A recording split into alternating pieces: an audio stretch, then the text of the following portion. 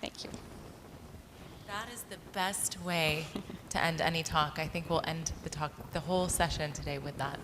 Actually, can I invite you to speak? Sure. So we have Azza online. Awesome. The problem was with the video. So we're going to listen to her speak to us from above. Okay. So I think Azza, and she actually could hear Rana's talk as well. So in a way, we'll have, this is technology and make do with what you have, right, in entrepreneurship. So we'd like to reintroduce Azza Fahmy, who is an international designer, Egyptian designer in the jewelry space, and has really embarked on a long road building her brand of jewelry. And she's expanded now to also have a design school in Egypt. And she's built a foundation, and she also is on the board for Rise Egypt, where we're working very much in partnership, and hopefully we'll be launching some work more in her field in the coming years as well. Azza, are you there? Yes, I'm here, Mona. I'm very Wonderful. happy to be with you. Wonderful. It's so great to have you. We would love to hear from you about your journey. What was it like in the beginning, Azza, when you started out? What were people saying? What was the road like for you? And Yes, what advice do you have for the entrepreneurs? first of all, hello for everybody and مساء الخير from مصر الحبيبة. I would like to speak about my story, hoping that someone get benefit out of it, especially young people starting their business. To tell you the truth, it's not easy. It's a lot of work. It's hard work.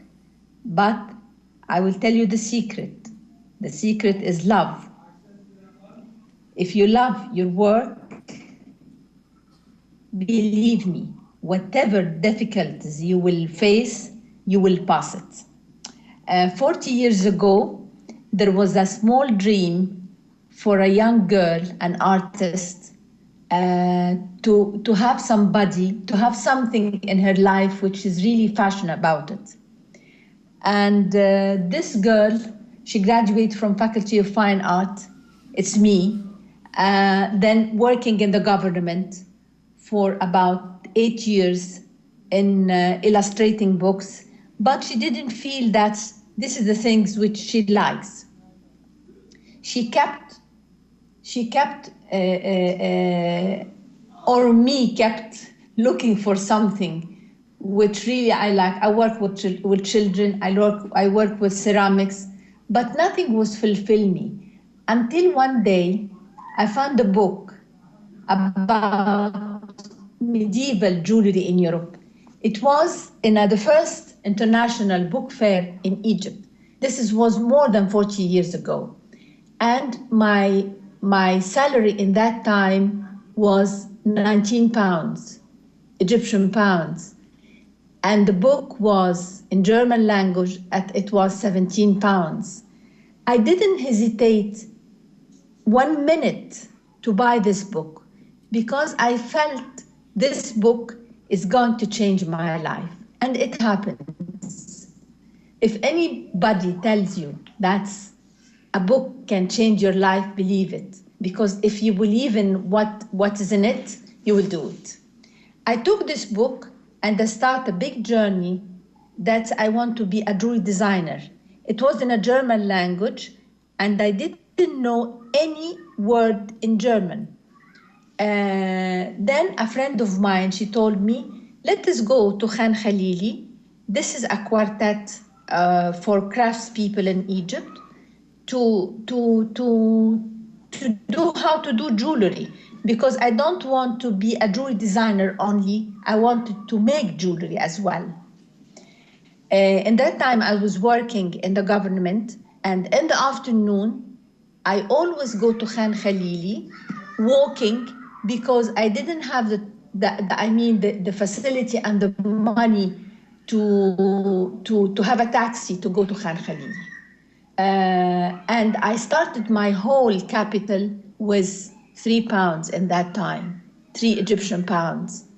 The first night, the first day I sit in a small workshop in Khan Khalili, and I hammer and I solder the first piece I did, I immediately know this is the profession I want to do it. It was obvious for me. And there was like a vision in front of me that is absolutely I want to do this and start a big journey.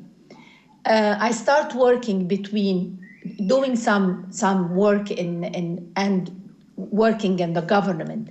And with this £3, I did 5 pieces of rings, and a friend of mine sell it in a posh boutique in Zamalek, in an elegant quartet in Egypt. And I have £45 in which was a great capital for me in that time. Then with this £45, I bought some more silver. And the silver became bigger and bigger and bigger and bigger. Then I decided to leave my work and to resign and do my own workshop. In that time, I was doing all the work myself. I am the designer. I am I was preparing the material. I was selling the marketing. I was in that time. Some of the shops outside Cairo, in the Arab world, was asking for my work. I was exporting. I go to airport to export the things. I know each single stamp was putting in a paper because I did it myself. It was it's one woman show. Then I start feeling that I need somebody to help. So I start to hire one person, and then the one person became 2 persons, and the 2 person became 15 person, and in the same time, I was leading this group. But I felt I need people expert to help me in finance, in production, in marketing. So I start to hire experts for that. And on the same level, the work start to flourish because people in Cairo in that time see jewelry which is different what's in the market, something with a new concept in jewelry. After that, we opened our first we first opened our first boutique, and then I think I start hiring young people because I felt that young people will push the company forward.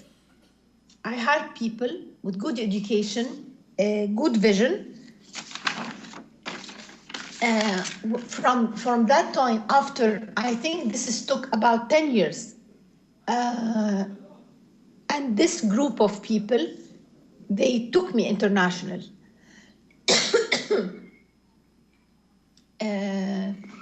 That's what I told you. I start with crafts, was one crafts. Now we are 200 people in the company.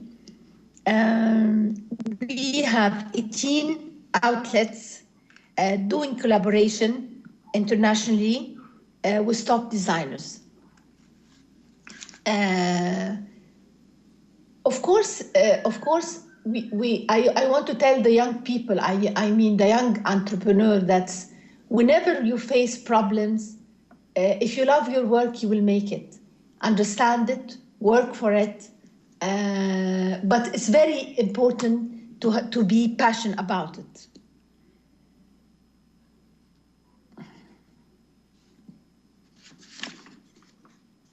Mona, do you want to...